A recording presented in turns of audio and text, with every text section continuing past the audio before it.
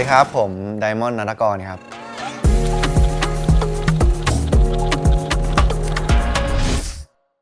ไดมอนด์ทำอะไรมาบ้างคะเล่าให้ฟังหน่อยได้ไหมอ๋อทำมาเยอะผ่านมาเยอะเลยนะครับก็จริงเคยไปประกวด The Star Idol มานะครับแล้วก็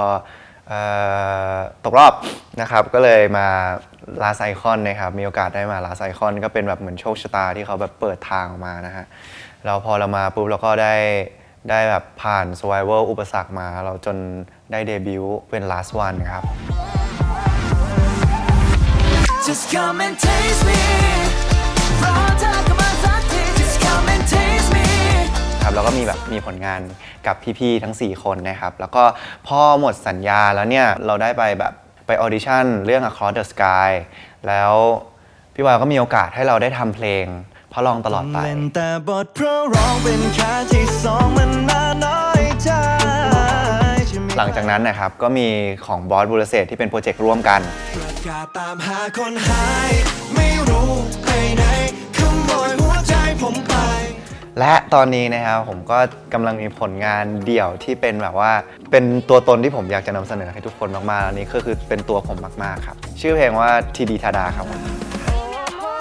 แค่เพียงแค่ชวนเธอมามองตาทีดีทาดาเต้นรำก่อนรำลาใต้แสงของจันทราครับสวัสดีครับก้างกรนะครับตอนนี้เป็น Head of One Music หรือว่าคนบริหารค่ายเพลงช่องวันครับเจอม่อนร่วมโปรเจกต์ครั้งแรกคืองาน Across the Sky ไดมอนด์ก็เป็นหนึ่งในนักแสดงที่จะต้องร้องเต้นในเรื่องนั้นซึ่งมุมมองของผมตั้งแต่ตอนนั้นที่เจอไดมอนด์นะครับต้องบอกว่าตอนนั้นน้องเพิ่งยังไม่18เราก็จะเจอไดมอนด์ตั้งแต่ตอน17กำลังจะเข้า18และ18กำลังจะเข้า19นะตอนนี้ใช่ไหมต้องบอกว่าไดมอนด์เป็นเด็กที่โตกว่าอายุมาแต่ไหนแต่ไรแล้วเราเห็นว่าคนเนี้ยอย่างหนึ่งที่เขาโตมากๆมันไม่ใช่แค่เรื่องอุปนิสัยหรือว่าโตไม่ใช่อย่างนั้นแต่คือไดมอนด์เนี่ยเป็นเด็กที่ค่อนข้างจะรู้จักตัวเองอยู่มาแต่ไหนแต่ไรชอบอะไรไม่ชอบอะไรเพราะฉะนั้นมันจะมาช่วยในเรื่องของความเป็นศิลปินมากๆนะครับจริงๆเพลงนี้มันมีส่วนร่วมเกือบทุกกระบวนการเลยนะครับคือเหมือนกับว่าเราอ่ะก็ได้มีไอเดียแล้วเราก็ไปคุยกับทางค่ายแล้วก็ทีมงานนะครับแล้วก็ได้มีการประชุมกันหลายครั้งอยู่เหมือนกันนะครับกว่าที่เราจะได้แบบสไตล์เพลงนี้เราจะได้แบบเพลงทีดีทาดามาเป็นแบบเพลงแรกนะครับก็หลังจากที่ม่อนได้กลับไปเรียนรู้ตัวเองว่าตัวเองต้องการอะไรเขาก็ได้กลับไปทำเหมือนเป็น presentation ตัวเองมาเขาก็ทำมาเป็นแบบสไลด์เลยจำได้ว่าทั้งผมแล้วก็ทั้งเนี่ยน้องๆวันมิวสิกทุกคนมานั่งดูกันแล้วก็มองอย่างแรกแล้วก็มองหน้ากันว่าอันนี้ม่อนทำเองอ่ะเนี่ยนี่เพราะว่าม่อนเขาอาจจะเป็นคนที่พูดน้อยใช่ไหมแต่พอทำสไลด์ปุ๊บนี่คือเขียนบรรยายอธิบายเยอะมากจนเราอยากให้เห็นเลยว่าเขาเป็นคนตั้งใจมากมีแพชชั่นในการทำเพลงมากๆซึ่งเราเห็นว่าที่เรายอมทิ้งเวลาสัก 3-4 เดือนให้เขารู้จักตัวเองเนี่ยมันดีมากเพราะมันออกมาในวันที่เขามาพรีเซนต์เลยนะครับซึ่งพอได้เห็นแพลนแล้วก็รู้แหละอย่างหนึ่งนะที่ภูมิใจเขามากๆแต่อีกอันหนึ่งที่รู้แล้วว่าโอ้ม่อนถ้าม่อนจะเอาขนาดเนี้ยม่อนต้องอัพสกิลเยอะมากคือเขาแบบรู้ว่าเขาพร้อมอยู่แล้วเพราะว่าอย่างที่บอกว่าตั้งแต่ตอนเขาเข้ามาเขารู้ว่าเขาจะพัฒนาขึ้นเรื่อยๆหลังจากนั้นก็เลยวางคลาสให้นะครับก็หลังจากที่เขาประเมินร้องเพลงกับพี่บอยแล้วเงี้ยพี่บอยก็หาว่าครูโรจน์น่าจะเหมาะที่สุดก็เลยได้เรียนร้องเพลงกับครูโรจน์กับอีกอันหนึ่งก็คือในการเรียนเต้น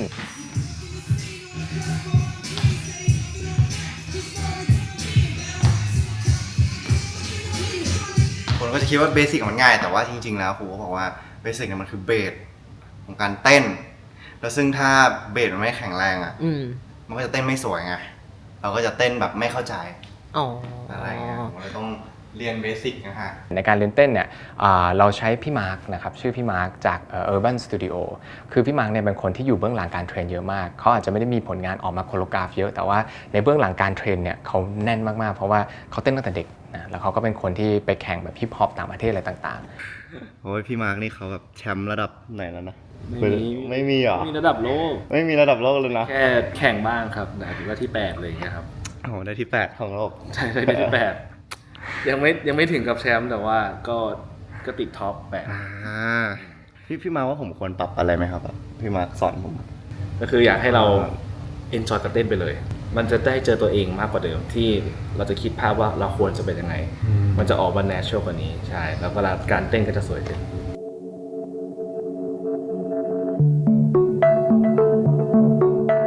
คืออันนี้แบบดิฟๆเลยนะผมว่าชอบตั้งคำถามในหัวไว้พี่ว่าแบบว่าเราอะคือเป็นศิลปินจริงวะใ ใช่มันแบบมันพอมันมีคำถามในหัวแล้วมันเลยกังวลทุกอย่างอะไรอย่างเงี้ยครับแล้วบวกกับว่าถ้าสมมติว่าเราแบบอยู่อย่างนี้ไปเรื่อยๆมันก็คงแบบว่าเราคงไม่มั่นใจในตัวเองขนาดนั้นนะครับเราเลยแบบขอพี่เขาบอกว่าขอไปเรียนเพื่อที่จะเก่งขึ้นมั่นใจขึ้นในทุกๆด้านที่เราแบบบกพร่องอะไรเงี้ยครับเราเลยได้ไปเรียนร้องกับเรียนเต้นครับก็ประมาณ2 เดือน 3 เดือนนะครับที่เทรนแล้วก็คิดไอเดียแบบในหัวว่าตัวเราเองเวลาแบบอยู่หน้ากล้องอ่ะต้องเป็นอินเนอร์แบบไหนทำกันบ้านนะครับเกี่ยวกับตัวเองครับมากๆเยอะมากๆแล้วก็ลดน้ำหนักครับ ว่าเห็นคุณลงใน IG ใน Twitter ว่ามีแบบเล่นกล้าม โอ้ยมีก็ต้องเตรียมตัวเล่นกล้ามไงฮะก็ต้องมีบ้างใช่เล่นกล้าม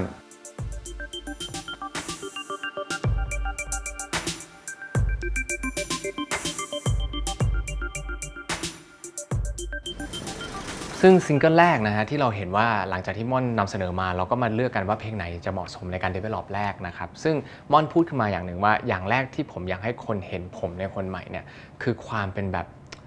ม่อนใช้คำนี้แต่ตอนเราทำกันบ้านอยู่นานคำนี้มากคือคำว่า vibing เขาบอกว่าผมมาชอบ vibe ผมขาย vibe น้องพูดอยู่อย่างเงี้ยจนเรามานั่งทำกันบ้านแบบกลับไปบ้านก็นั่งคิดว่า vibe ที่ม่อนพูดถึงคืออะไรวะเราก็เลยมานั่งคิดว่ามันต้องมาเป็นมูดประมาณนี้แน่เลยคือผู้ชายคนหนึ่งที่แค่อยากจะเต้นแค่อยากจะไวป์ไปกับเพลงมันเลยเป็นคีย์เวิร์ดมาแค่นี้คอนเซ็ปต์มันก็คงจะต้องเป็นแบบว่าเบรนมาหาตรงที่เราชอบอะไรมากที่สุดเราก็เลยแบบเนี่ยเราไปคุยว่าเราชอบแบบนี้เราชอบแบบไวป์เราชอบแบบขายสไตล์ของเราเองว่าเราเป็นคนแบบนี้เราร้องเพลงแบบนี้เรามีเทสแบบนี้ทีนี้พอได้คีย์เวิร์ดทั้งหมดมาผมก็ต้องมานั่งคิดว่าจะเอาใครมาเป็นโปรดิวเซอร์ม่อนเนี่ยค่อนข้างจะพูดในฐานะดนตรีเยอะอยากได้ซาวด์แบบนี้เรารู้แล้วต้องเป็นคนที่1อยู่วัยรุ่นนะ2เป็นคนที่เข้าใจตรรกะของความเป็นแบบเพลงเต้นแต่ก็ต้องเข้าใจในความเพลงแมสเหมือนกันทางพี่ทีมงานนะครับเขาก็เสนอมาว่าพี่ไฮน่าจะเหมาะกับเพลงนี้เพราะว่าผมก็เห็นด้วยเพราะว่าพี่ไฮเขาจะมีความแบบว่าเข้าใจวัยรุ่นนะครับแล้วเพลงของเขาแต่ละเพลงคือทำเพลงได้ออกมาแบบติดหูแล้วก็แมสเราเลยรู้สึกว่าเนี่ยพี่ไฮเนี่ยน่าจะเหมาะกับเพลงนี้ครับคือผมจำได้ว่าม่อนโทรมาหาตอน 9 โมงเช้าเพราะพี่ไฮเขาส่งมาปกติม่อนก็ไม่ตื่นเช้านะแต่อยู่ๆก็โทรมาตอน 9 โมงเช้าอะไรม่อนอะไรเงี้ยบอกว่าพี่ฟังเพลงยังฟังแล้วเพราะฟังก่อนม่อนฟังแล้วนะผมชอบมาเลยพี่ด้วยนะคุยยาวประมาณ10 นาทีรู้แล้วว่าน้องชอบพอเห็นตรงนั้นที่น้องชอบเรารู้แล้วว่าเพลงนี้จะออกมาดีแน่นอนมันสามารถเลทได้มันสามารถเทคไทม์นนได้เพราะว่ามันไม่ได้ต้องคีปซึ่งหลังจากที่ทำเพลงเต็มขึ้นมานะครับก็ไม่ได้มาเป็นเนื้อเพลงเหมือนกันพี่ไฮก็ร้องมาเป็นคำแบบฮัมนะแล้วมันมีคำว่าทีดีทาดามาแค่นี้ซึ่งแบบเราก็แค่คิดว่าเพลงมันเห็นแล้วนะแล้วก็ชื่อเพลงมันเขียนคำว่าทาดามาจริงๆคำว่าทีดีทาดาเนี่ยมันเป็นคำวิเศษครับมันเป็นคำวิเศษมันเป็นเหมือนกับว่า Magic Moment นะครับ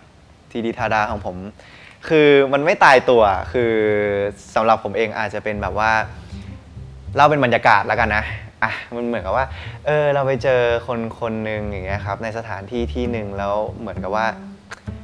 เราก็ได้คิสกันอะไรอย่างนั้นนะครับทีดีทาดามันแปลว่าแบบนั้นใช่สำหรับผมนะหรือว่าสำหรับใครที่ได้ฟังอาจจะแบบมูดเปลี่ยนอะไรอย่างเงี้ยแค่เพียงจะชวนเธอมามองตาทีดีทาดาพอในกระบวนการของการทำเพลงเสร็จแล้วเนี่ยเราก็จะมาวางของ MV นะครับว่า MV เนี่ยเราอยากได้เป็นแบบไหนคอนเซปต์เป็นแบบไหนเราคิดไอเดียของ MV มาแล้วในระดับหนึ่งเราเลยแบบอยากจะหาผู้กำกับที่เขาแบบสามารถดึงแบบชีวิตในเพลงนี้ออกมาถ่ายทอดให้กับคนดูได้ผมก็เลยอยากร่วมงานกับพี่จีนคำขวัญครับ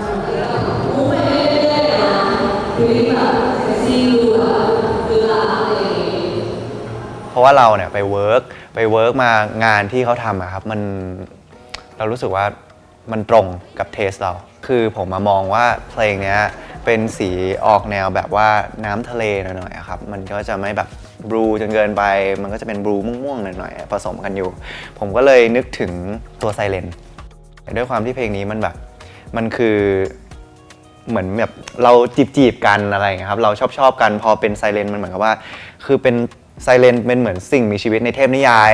สิ่งหนึ่งที่เขาจะมีแบบแรงดึงดูดบางอย่างมีเสน่ห์มากๆแบบเหมือนชวนให้เราแบบเข้าแบบไปอยู่ในโลกของเขาได้เลยอะไรอย่างเงี้ยครับ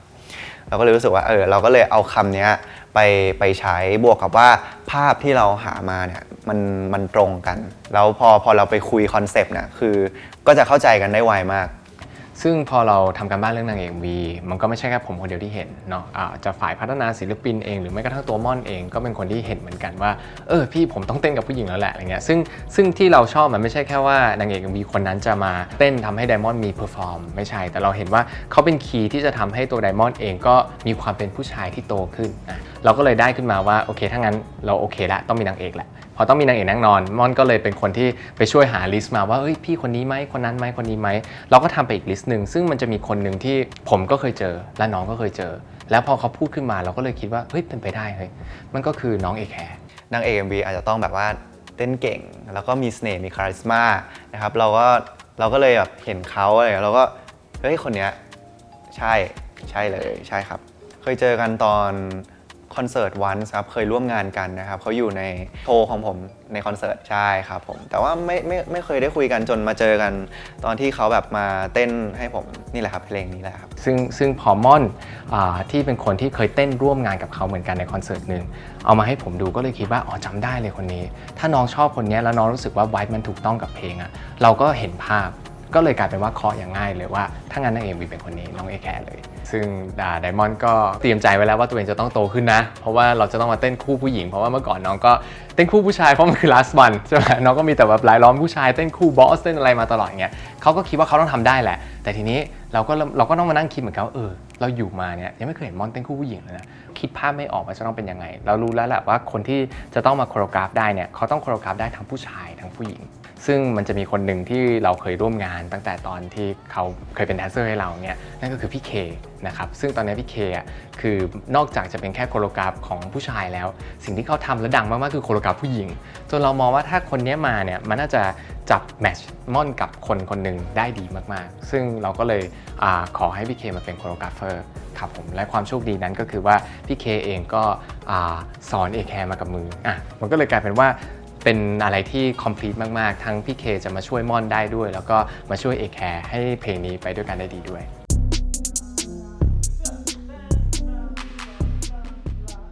สวัสดีครับผมเคครับผมเป็นโคโรกราฟเฟอร์ครับในเพลงทีธาดาครับผมในส่วนของโคโรกราฟเนี่ยทั้งหมดเลยเนี่ยตั้งแต่โปรเซสแรกเป็นเดโมมาแล้วก็เราเอาลองมาเต้นกันดูแล้วก็ชวนไดมอนด์มาลองมูฟไปกับเพลงว่าเราจะออกแบบท่ายังไงดีแล้วก็มูดน้องจะเป็นยังไงแล้วเราต้องการนำเสนอยังไงกับเพลงนี้ตอนแรกที่ฟังเนี่ยเราก็ว่าแบบทีดีธาดานี่มันแปลว่าอะไรเนี่ยเพราะว่าถามพี่ก้างเองหรือถามไดมอนด์เองอะไรเงี้ยต่างคนก็มีคอนเซปต์ต่างๆกันออกไปพี่ก้างเนี่ยเขาจะบอกว่าเป็นเมจิกโมเมนต์ของการที่เราเจอใครสักคนนึงอะไรอย่างเงี้ยครับซึ่งเราก็เลยไปตีความต่อว่ามันจะลึกได้ขนาดไหนอะไรเงี้ยครับมันก็เลยเป็นเหมือนเป็นคำแสดงของแต่ละคนแล้วกันว่าคำว่าทีดีธาดาของแต่ละคนเนี่ยมันจะตีความออกมาเป็นในรูปแบบไหนซึ่งในตัวของเพลงนี้ทีดีธาดามันน่าจะตีความในรูปแบบของการที่น้องโตขึ้นน้องก็จะมีความแบบว่าสื่อสารกับผู้หญิงที่ดูโตมากขึ้นทีดีธาดามันเลยกลายเป็นเหมือนคำที่ชวนผู้หญิงออกมาเต้นรำสนุกไปด้วยกันแล้วก็อยู่ด้วยกันกับน้องไปทั้งคืนอะไรเงี้ยครับเหมือนคล้ายๆแบบคุณกินรามยอนห้องฉันไหมอะไรเงี้ยหรือแบบไปดู Netflix ด้วยกันไหมอะไรเงี้ยมันเลยเป็นคำที่เราพยายามตีความให้มันแรงที่สุดเพื่อท่าเต้นต่างๆมันจะได้ออกมาสื่อสารได้มากที่สุดอะไรเงี้ยครับมูฟเมนต์ต่างๆที่มันเกิดขึ้นนะครับพอเขาทำแล้วเขาฟีลอะไรเงี้ยเราก็เรื่องขอว่าอันนี้ดีกว่าอะไรเงี้ยทางนี้ดีกว่าเพราะจริงๆก่อนจะมีท่าเต้นออริจินอลที่ทุกคนเห็นครับมันมีหลายดราฟมากๆที่ก่อนจะมาเป็นท่าปัจจุบันอะไรเงี้ยครับปกติแล้วผมเป็นคนทำงานจากเบสจากศิลปินด้วยอะไรเงี้ยยิ่งศิลปินแชร์มามากมันยิ่งทำให้งานเนี้ยมันกลายเป็นกลิ่นของเขามากแล้วมันจะเป็นท่าเต้นที่มีแต่เขาแหละที่เต้นได้แบบนี้อะไรเงี้ยคนอื่นก็จะเต้นได้อีกแบบนึงได้อีกกลิ่นนึงเพราะงั้นก็เลยม่อนแล้วเลยเป็นเรียกเป็นแกนหลักเลยเป็นสารตั้งต้นแล้วก็เป็นคนที่ develop ไปด้วยกันจนแบบเสร็จออกมาเป็นทีดีธาดาครับเคยตอนที่ทำคอนเสิร์ต last one ครับแต่ว่าเป็นคนเดียวใน last one ที่ไม่เคยทำงานด้วยเลยงงมากเหมือนกัน คือทำงานกับต้าอู่มาแล้วอัพโหลดเป็นต่ออะไรเงี้ยทำเจเลอร์คือสนิทกันอยู่แล้วแต่ว่าคนนี้ไม่เคยเลยแล้วก็มาครั้งแรกกับไดมอนด์ที่ในซิงเกิลแรกเลยครับแล้วเจอครั้งแรกเนี่ยเราก็รู้สึกว่าน้องแบบติดหน่อยแบบมีแบบว่าความเป็นตัวเองสูงอะไรเงี้ยแต่พอได้มาสัมผัสกับเขาจริงๆเขาเป็นเด็กคนนึงเลยครับเด็กน่ารักคนนึงที่แบบว่าขี้เขินเพราะว่าในเพลงมันต้องเต้นกับผู้หญิงใช่ไหมครับวันแรกที่เข้ากับนางเอก MV โอ้โหแข็งเป็นหินเลยครับ มันเต้นไม่ได้เลยครับ แบบตาแข็งเขินไปหมด ม่อนต้องจับมือเขา คนเราไม่จับอย่างนี้ใช่ป่ะใช้นิ้วประกอบ โอ้โหคือนั่นแหละคือผมแบบไม่ค่อยเต้นกับผู้หญิงไง แล้วแบบว่าพอไปเต้นด้วยกันแล้วมันก็เกิดการเกรงกีเดสขึ้นนะฮะไม่กล้ามองหน้าใครเท่านั้นแหละเนี้ยเราเลยต้องแบบว่ามีการเวิร์กช็อปต่างๆ เอาครูโน้ตที่เป็น acting coach ประจำตัวมาช่วยทำให้แบบว่า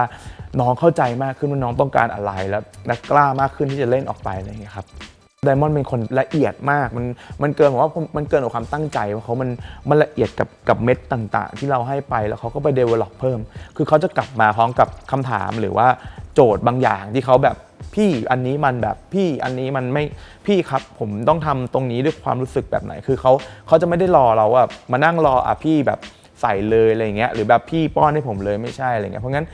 ผลงานที่ออกไปผมกล้าพูดว่ามันไม่ใช่ผลงานผม 100% แต่มันคือผมที่ผสมกับไดมอนด์แล้วมันออกมาเป็นเพลงนี้ครับหรือแม้กระทั่งแบบว่าการดูแลต่างๆอะไรเงี้ยเขาจะค่อนข้างใส่ใจกับคนรอบๆด้วยว่าแบบว่า